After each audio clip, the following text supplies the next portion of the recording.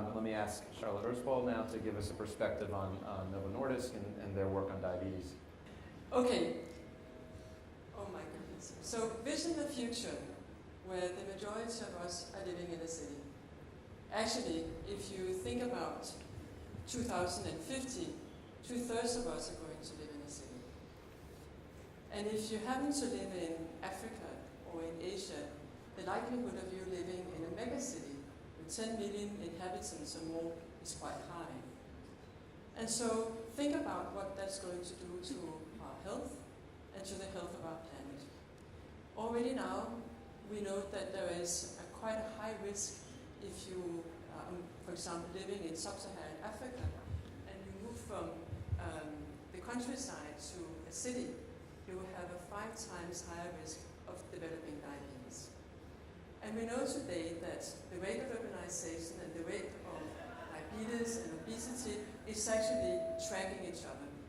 So today we know that around almost 500 million people are living with diabetes today. And if we just look towards another 20 years, that number is probably going to be closer to 600 million people. And in Novo Nordisk, we have been in the business of changing diabetes for close to a century. We know how to diagnose diabetes, we know how to treat diabetes, we know how to control diabetes. And I also think that I can say in all confidence that we are at the forefront of innovating in how we treat diabetes. But I would also like to let you in on a dark secret, and that is actually that we're not doing a particular good job of changing diabetes. Because if you look at it, of all the people who have diabetes today, only half of them know that they have it. And only close to 10% can live a life where they are achieving their treatment targets and where they can live a life without serious diabetes-related complications. So something is not working in the way that we would like to see it working. And maybe innovation in medical treatment is not really serving the purpose. So maybe we need a different type of innovation. So the program that I would like to talk about today is a program that's called Cities Changing Diabetes. And it's an attempt of coming up with a new type of innovation that looks at how we can innovate with stakeholders at the community level, trying to understand what is it that drives behavior, what is it that makes people choose the way that they choose.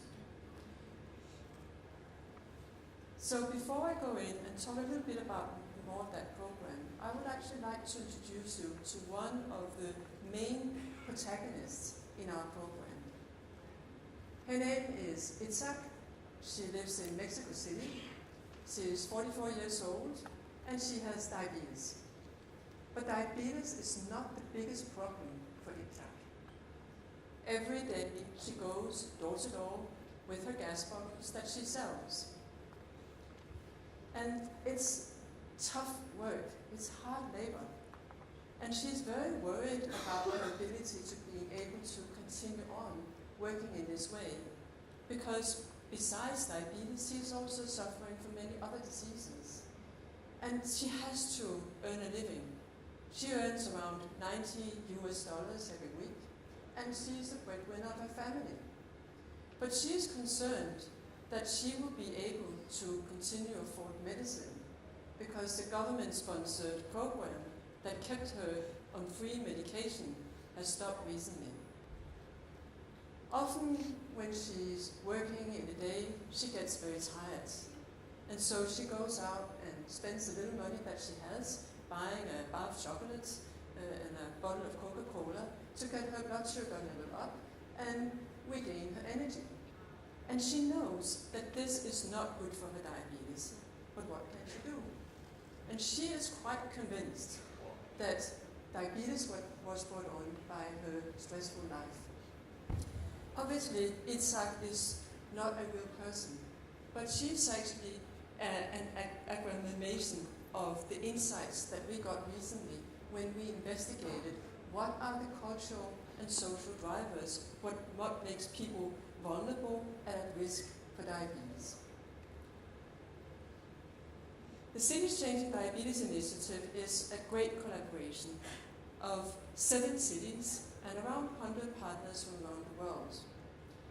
And the main partner that we have in the program is a Professor David Napier, and he is a professor in medical anthropology, quite a new discipline actually. And he's been working with us to try and map out in each of the cities what it is that makes people vulnerable to the risk of diabetes or their ability to manage their diabetes, but also resilient for the risk of diabetes. And there are some really, really interesting insights coming out of that I would like to share with you. And then in each of the cities, we have brought together a great group of collaborators. There are city leaders, mayors, health mayors, leading experts in public health, but also many other groups, community leaders, workplaces, health insurance companies, media, many others who take an interest in trying to find a way of how we can defeat what we're calling urban diabetes. Because what we're looking at here is actually how we live our lives, in urban centers. And we all are familiar with it. Cities are a great hotspot for convenience.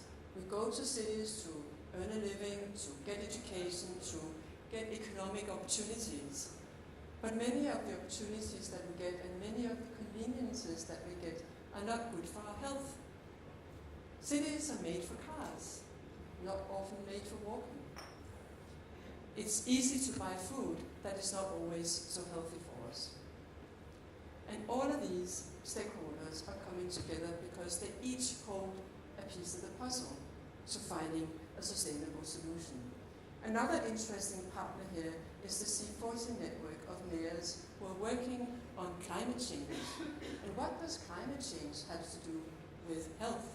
Well, actually quite a great deal, because we can understand that many of the behaviors that are leading us to develop obesity or diabetes are also contributing to climate change. It's about how we consume, how we make choices in our lives. So these are the cities that we're collaborating with, 7 great cities that are spanning quite a few continents. And just to give you a few insights on some of the things that we've learned. In Mexico City, for example, water safety has become a great problem. And it's one of the reasons why you would find that in Mexico City they have the highest consumption rate of sugary drinks. And also, by the way, one of the highest prevalences of childhood obesity. Copenhagen, if you come to my capital, you will know that Copenhagen is a very healthy city. But even so, here, you will find that between one borough and another borough, there is around 8 years of differences in life expectancy. And I can tell you it's not because they're more stupid on the other side than on this side, but it's because they have different life conditions. The health promoters in Copenhagen thought that they were targeting their health promotion activities towards the most vulnerable population groups in their city. They thought it was ethnic minorities. What they learned from this was that it was actually lonely Danish men out of a job. In Vancouver, they had the same notion that they were targeting their health promotion activities towards the right vulnerable audience.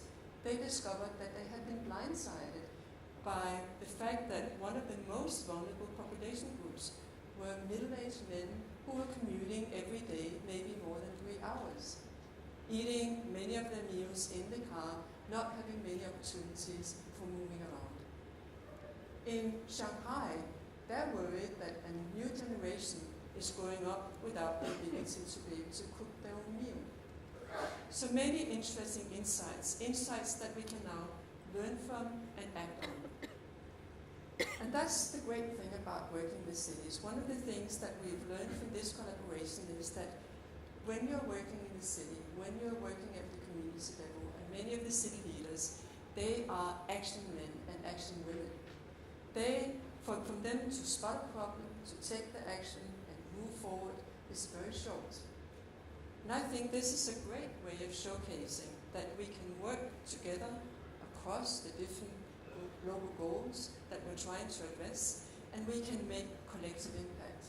From a Novo Nordisk perspective, It's great for us, it creates value for our business, but it also creates values for societies in which we conduct our business and to the people that we're trying to serve through our business. And one thing that cities are really great at, it is to network and to share with each other much, much more than we've seen with any other stakeholder group that we have collaborated with. So the impact that we can have, the 7 cities that we're collaborating with today are covering around 70 million people. But the wider impact when they start to share with their colleagues in other cities will be much, much greater. Thank you very much. Thank you.